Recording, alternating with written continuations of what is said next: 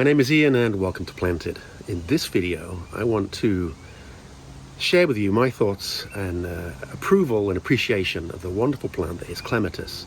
Now, I think Clematis unfairly get a bad rap. I do think that they are considered to be a little of an old person's plant.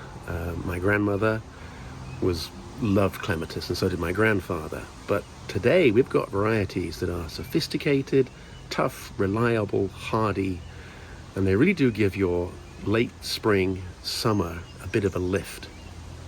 But the key thing here to remember is that Clematis must have their roots in damp shade, not waterlogged, but damp shade. And then as they're a growing vine, they grow from that shade into the sunlight, where they will reward you with lots and lots of flowers. So Clematis have got wonderful appeal, and here's why. If you like wisteria, they flower in late April into May, and then they're done. If you like peonies, they flower into late May, early June, and then they're done. And now we've got Clematis. Some of the earlier ones have flowered, they're finished. Here we are in mid-June, and I've got some that are just going.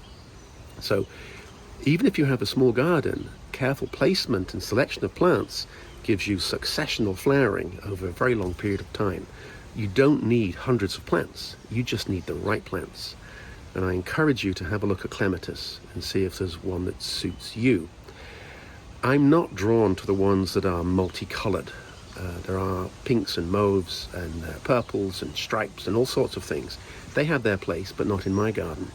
But I've got two wonderful, wonderful Clematis that I'm going to share with you and show you that are growing in my garden. Let's go. I've had this Clematis for a few years now, and the flowers don't fully open. They stay like this. Maybe they open a little bit more, but look at this flower. It's like a little pixie cap.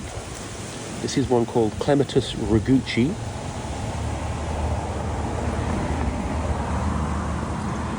And it puts all of this growth on every single year with lots of buds. You see more buds coming.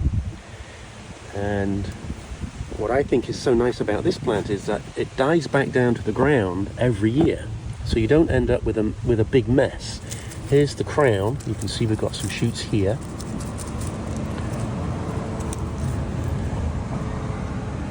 And we've got some shoots right here.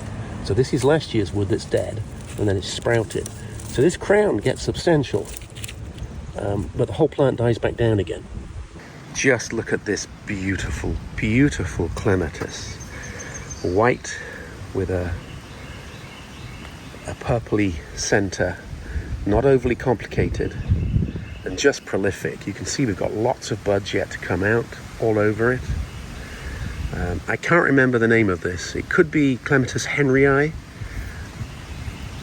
but this is why buying a Clematis in full flower is highly recommended. You can be sure of the color. And if you look carefully, we've got some little veins that just come down here on the petal.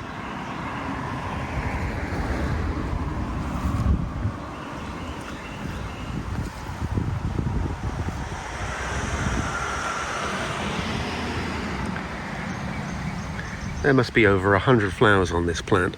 Now, it's important to point out, it's planted in the shade down here, nicely protected behind the fence. We've got this metal frame, and this plant, unlike Raguchi, does not die back. This growth in here is from last year, and it will put out new shoots this year.